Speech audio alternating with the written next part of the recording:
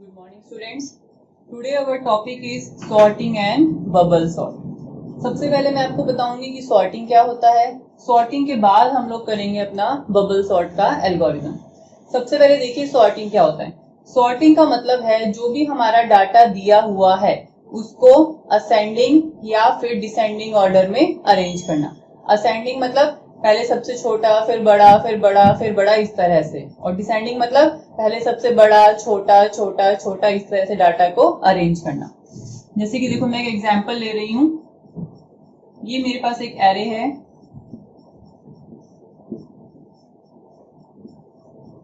इसके अंदर देखो डाटा है, ना तो ये असेंडिंग ऑर्डर में है और ना ही ये हमारा डिसेंडिंग ऑर्डर में है. अगर मैं इसको असेंडिंग ऑर्डर में करती हूँ, असेंडिंग मतलब पहले सबसे छोटा फिर बड़ा इस तरह से अरेंज करना, तो सबसे पहले आएगा 10, फिर आएगा मेरा 18, फिर आएगा मेरा 19 और उसके बाद आएगा मेरा 20. ये तो हो गया मेरा असेंडिंग ऑर्डर. और अगर मैं इसको करूंगी डिसेंडिंग ऑर्डर में तो ये इस तरह से आना चाहिए मेरा. सबसे पहले 20, फिर 19, फिर 18 और फिर मेरा 10. ये हो गया मेरा डिसेंडिंग ऑर्डर. तो sorting means to arrange the data in ascending और descending order according to the requirement. जिस तरह की हमें जरूरत है, अगर असेंडिंग की जरूरत है तो हम उसको असेंडिंग फॉर्म में करेंगे, डिसेंडिंग की जरूरत है तो हम उसको डिसेंडिंग फॉर्म में करेंगे. ठीक है. सॉर्टिंग के हमारे पास डाटा स्ट्रक्चर के अंदर बहुत सारे एल्गोरिथम्स हैं. उनमें से एक है मेरा बबल सॉर्ट, एक होता है हमारा सिलेक्शन सॉर्ट, एक है हमारे पास इंसर्शन सॉर्ट, मर्ज सॉर्ट. बहुत सारे एल्गोरिथम्स हैं हमारे पास सॉर्टिंग में, लेकिन हमारे सिलेबस में 12th क्लास के हरियाणा बोर्ड के सिलेबस में सिर्फ 2 ही एल्गोरिथम है.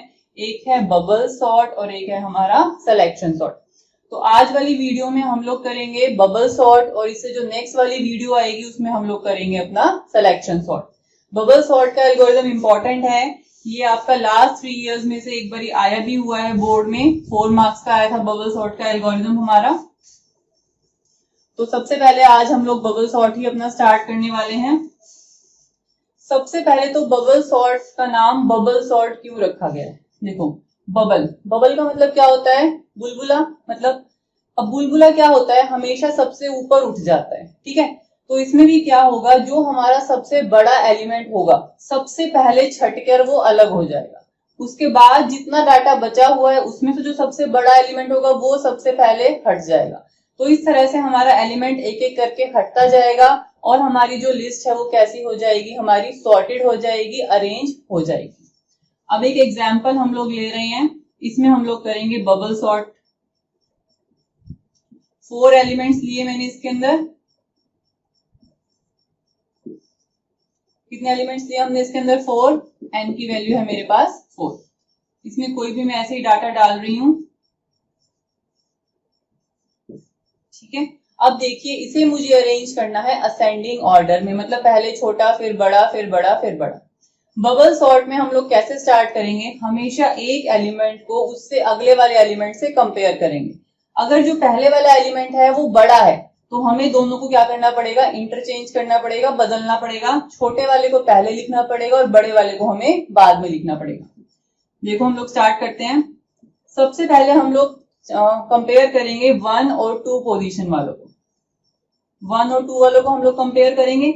हमने देखा कि जो 14 है वो छोटा है, उसको पहले आना चाहिए था और 99 को बाद में आना चाहिए था. तो हम लोग दोनों को क्या कर देंगे, इंटरचेंज. 14 की जगह 99 और 99 की जगह 14. जब हम इसको इंटरचेंज करेंगे तो कैसे आएगा, पहले आ जाएगा 14, फिर आ जाएगा मेरा 99. बाकी एलिमेंट्स को अभी हम लोग कुछ नहीं करेंगे. अगली बार हम लोग चेक करेंगे 2 और 3 पोजीशन वालों को. इसमें भी 66 हमारा छोटा है, उसको पहले आना चाहिए था और 99 को बाद में आना चाहिए था. तो इन दोनों को भी हम लोग करेंगे इंटरचेंज. जब इनको इंटरचेंज किया गया तो 66 को पहले कर दिया हमने और 99 को हमने कर दिया बाद में, और बाद वाला हमारा ऐसे ही. अगली बार हम लोग चेक करेंगे 3 और 4 पोजीशन वालों को. ये भी 99 आपका बाद में आना चाहिए था और 77 हमारा पहले आना चाहिए था। जब हम इनको चेंज करेंगे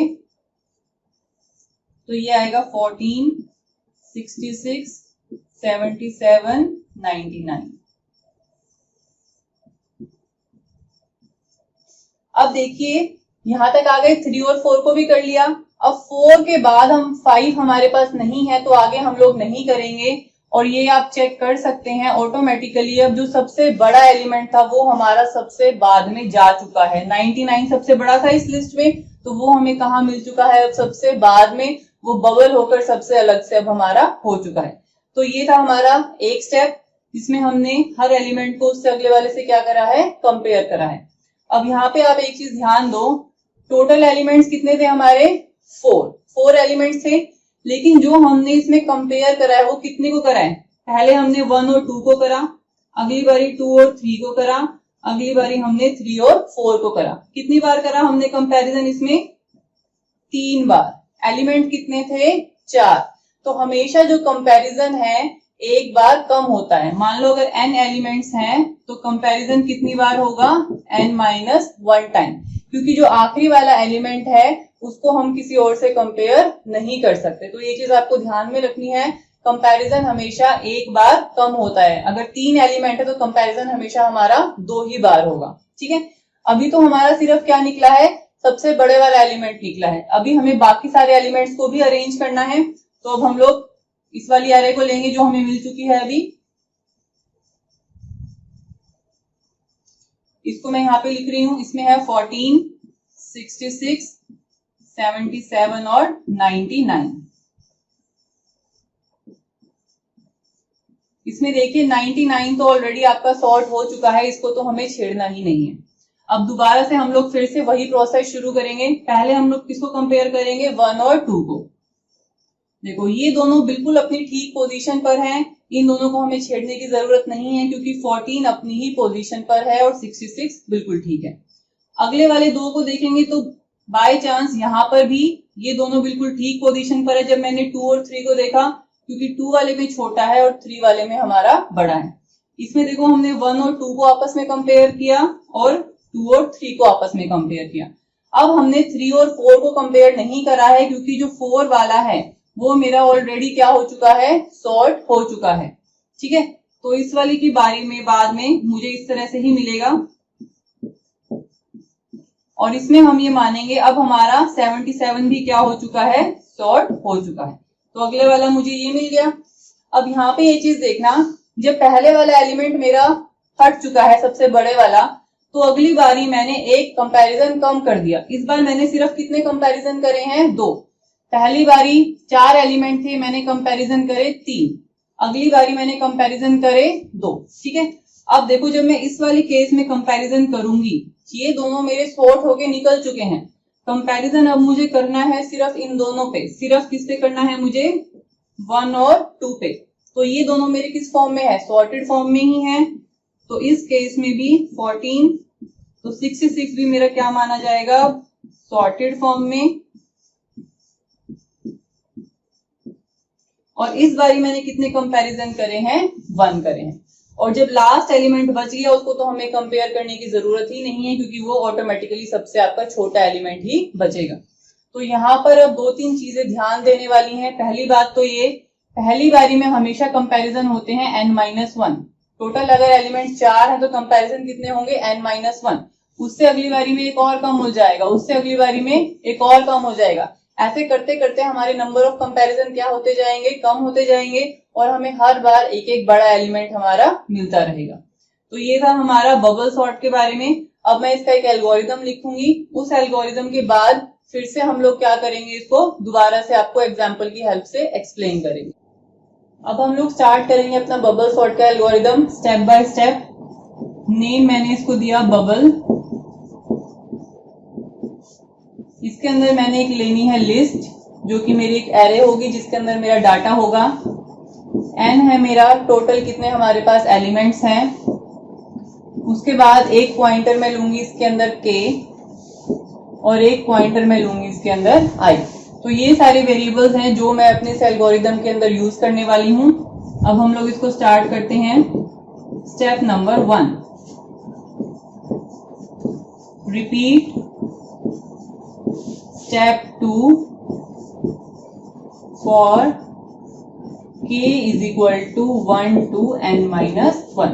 स्टेप नंबर 2 मुझे कितनी बार रिपीट करना है? 1 से लेकर n-1 तक, 1 2 3 4 या फिर n-1 आपका जहां तक भी जाएगा। n-1 मैंने क्यों लिखा है? मान लीजिए मेरे पास 5 एलिमेंट्स थे, तो जो सबसे छोटा एलिमेंट सबसे आखिरी में बचता है उसके लिए मुझे पूरा काम करने की जरूरत नहीं पड़ती, क्योंकि वो ऑटोमेटिकली सबसे छोटे वाला ही बचता है, सॉर्टेड वो होता है। तो मान लो अगर 5 एलिमेंट हैं तो मुझे काम 4 बार करना होता है, तो इसीलिए मैंने यहां पर लिखा है n-1। उसके बाद है स्टेप नंबर 2,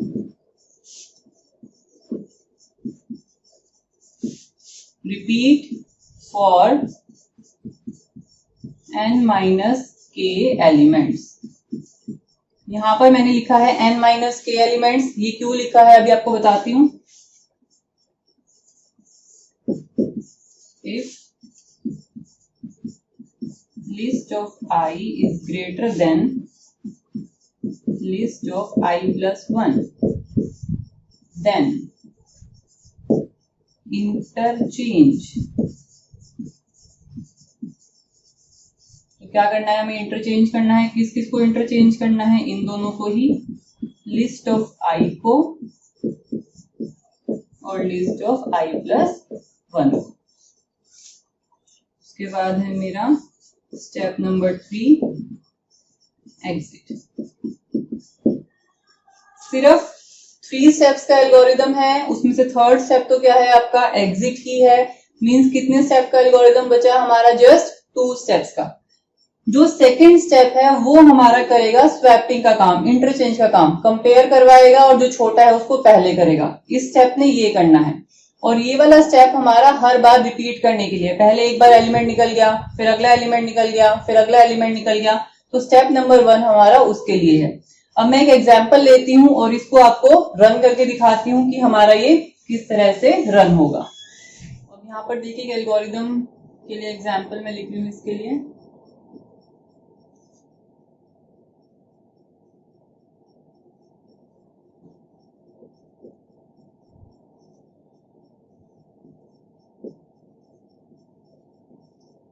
ये जो मैंने लिस्ट ली है, एक टोटल एलिमेंट्स कितने हैं इसके अंदर? 4। अभी देखो ये सॉर्टेड फॉर्म में नहीं है, इसको मैं असेंडिंग ऑर्डर में अरेंज करूंगी। किसकी हेल्प से? बबल सॉर्ट की हेल्प से। स्टेप नंबर 1 देखिए, repeat step number 2 for k is equal to 1 to n-1। मतलब जो स्टेप नंबर 2 है मुझे कितनी बार रिपीट करना है? 1 से लेकर n-1। n-1, n तो है 4, तो n-1 कितना हो जाएगा? 3। 1 से लेकर 3 बार तक, मतलब 1 2 3 बार मुझे ये स्टेप क्या करना है? रिपीट करना है। अब मैं शुरू कर रही हूं पहली बार के लिए। पहली बार में k की वैल्यू क्या है मेरी? 1 है। स्टेप नंबर 2 पे आएंगे, रिपीट फॉर n-k एलिमेंट्स। जो ये आपस में चेक करने वाला स्टेप है, ये मुझे कितनी बार करना है? n-k। अब यहाँ पे देखो n की वैल्यू है 4 और k की वैल्यू है 1, तो n-k कितना हो गया? 4 - 1, मतलब कितनी बार करना है मुझे? ये 3 बार। स्टेप नंबर 2 कितनी बार करना है मुझे? 3 बार। और अभी मेरी k की वैल्यू क्या चल रही है यहाँ पर? 1। अब देखो यहाँ पर हम आए, लिस्ट ऑफ I क्या है? शुरू से ही हम लोग इस लिस्ट को बार बार शुरू करेंगे। लिस्ट ऑफ I को हम लोग शुरू से 1 से स्टार्ट करेंगे। I is greater than list of I plus 1, मतलब लिस्ट ऑफ 1 अगर लिस्ट ऑफ 2 से बड़ा है। ये है लिस्ट ऑफ 1 और ये है लिस्ट ऑफ 2। अगर ये लिस्ट ऑफ 1 किससे बड़ा है? लिस्ट ऑफ 2 से, तो क्या कर दो? इन दोनों को इंटरचेंज। पहली बारी हमने किसको कंपेयर कराया? लिस्ट ऑफ 1 को और लिस्ट ऑफ 2 को, मतलब इन दोनों को। लिस्ट ऑफ 1 बड़ा था तो हमें क्या करना पड़ेगा? इन दोनों को इंटरचेंज। इंटरचेंज करा तो पहले आ गया 45, 80,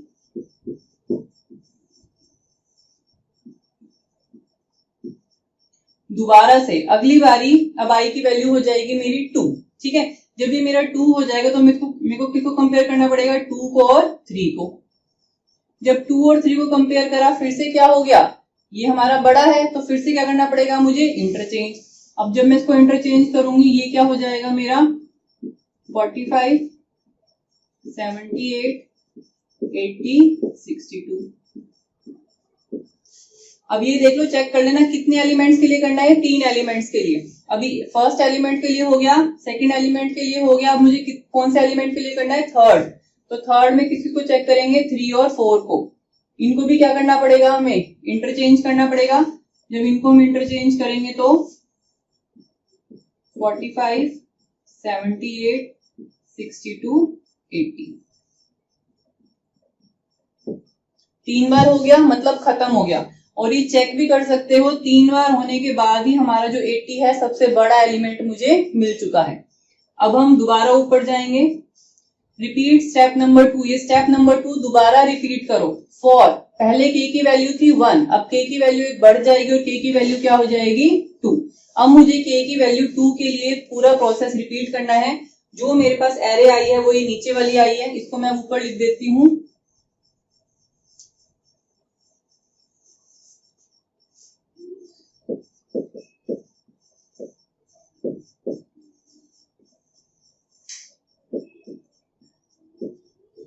ठीक है, ये वाली मेरे पास एरे आई है। अब यहाँ पे ध्यान देना, repeat for n minus k element. k की वैल्यू क्या है, 2, n की वैल्यू क्या है, 4। n माइनस k मतलब 4 माइनस 2। कितने एलिमेंट्स के लिए करना है, अब ये वाला स्टेप सिर्फ 2 एलिमेंट के लिए। ठीक है, अब पहले हम करते हैं फर्स्ट एलिमेंट के लिए। लिस्ट ऑफ, फर्स्ट एलिमेंट के लिए मतलब 1, लिस्ट ऑफ 1 और लिस्ट ऑफ 2 को चेक करो। पर ये दोनों हमारे ठीक है, तो हमें कोई दिक्कत नहीं है। ये छोटा है, ये हमारा बड़ा है, तो हम इंटरचेंज नहीं करेंगे। दोबारा गए, दूसरे एलिमेंट के लिए करा तो 2 और 3 को देखो। ये हमारा बड़ा है, ये बाद में आना चाहिए, तो इन दोनों को हम लोग कर देंगे इंटरचेंज। 62 पहले आ जाएगा, 78 बाद में आ जाएगा। 2 ही बार करना था, एक बार 1 और 2 को और अगली बार 2 और 3 को। दोबारा हमें नहीं करना। और हम लोग देख सकते हैं कि हमारा 78 अपनी पोजीशन के ऊपर आ चुका है। स्टेप खत्म हो गया। दोबारा से कहां जाएंगे हम, स्टेप नंबर 1 पे। स्टेप नंबर 1 पे अब k की वैल्यू क्या हो जाएगी, 3। और हमें चलाना भी कितनी बार था, ये 3 बार ही चलाना था। मतलब अभी हमारा लास्ट टाइम है जब हमें ये स्टेप अपना चलाना है। Repeat for n minus k। अब देखो n की वैल्यू 4, k की वैल्यू क्या है, 3। तो मतलब कितनी बार बच गया, एक बार। सिर्फ हमें फर्स्ट एलिमेंट, एक एलिमेंट के लिए चलाना है, पहले वाले के लिए। अब देखो, इसको पहले वाले के लिए चलाया तो मतलब किसको कंपेयर किया, 1 और 2 को। और ये दोनों अपनी एग्जैक्ट पोजीशन पे पहले ही हैं, तो हमें इन्हें इंटरचेंज नहीं करना। इसका मतलब ये मेरा सॉर्टेड एलिमेंट निकल गया है और बाय डिफॉल्ट ये सबसे छोटे वाला बचा। सारा लूप हमारा खत्म हो चुका है, ये भी 3 बार हो चुका। और हम लोग कहाँ आ जाएंगे, अब एग्जिट। और हम लोग देख सकते हैं जो हमारी लिस्ट बची है वो कैसी है, हमारी अब सॉर्टेड लिस्ट है, हमारी ये असेंडिंग ऑर्डर में है। तो ये था हमारा बबल सॉर्ट एल्गोरिदम। अब हम लोग नेक्स्ट वीडियो में करेंगे अपना सिलेक्शन सॉर्ट। Thank you.